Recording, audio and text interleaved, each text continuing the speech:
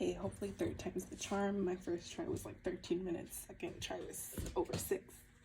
My topic is impact of global climate change on species diversity.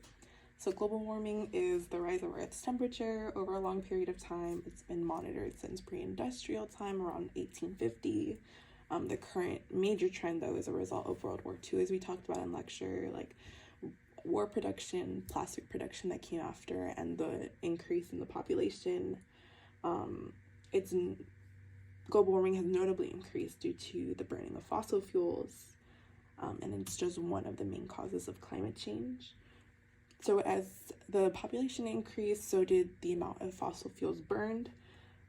Coal, oil, and natural gas the burning of them cause a greenhouse effect, which naturally occurs when sun rays enter the atmosphere. They bounce back. However, there's certain gases that prevent that heat from escaping, such as carbon dioxide, methane, nitrous oxide. The gases can stay in the atmosphere from a few years up to 1,000 years. This extra heat is what contributes to global warming.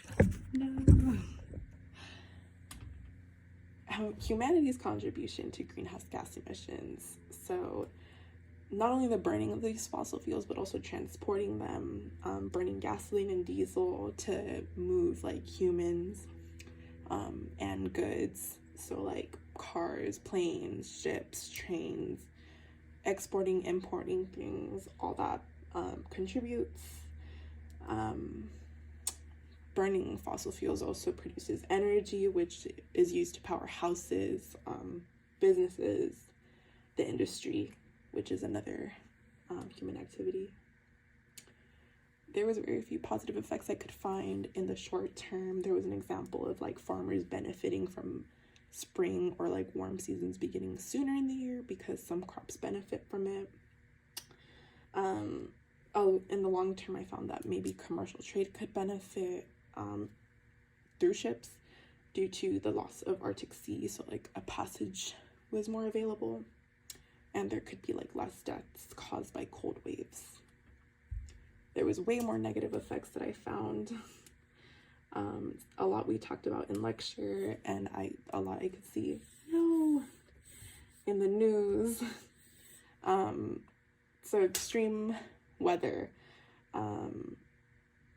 is a major threat to life. For example, the ice sheets melting leads to sea levels rising, leads to stronger hurricanes.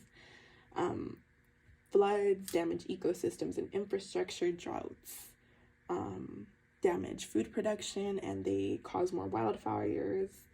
The water supply could also be impacted. Rising temperature affects food supply and human health. Farm workers' health is more at risk with higher temperatures. Also, floods lead to more mosquitoes, which carry diseases. A lot of communities are not prepared for these extreme weather conditions. Over the next 100 years, a lot of things could happen. A lot of things we're already seeing. In one report, it was estimated that by 2030 or 2052, there'd be a 1.5 degrees Celsius increase in global temp. By 2100, the oceans could be 3 feet higher. Coral reefs are also really at risk. And by 2100 in the US, instead of extreme heat days happening once every 20 years, they'd happen every few years. My main worry, as I mentioned before, a lot of communities are not prepared for these extreme weather conditions, and the ones that come to mind or that I see a lot are low-income communities, the elderly, children, as I mentioned before, farm workers, which are part of those communities, homeless people I think of with these harsh winters and summers. And yeah, thank you. Hopefully this was good.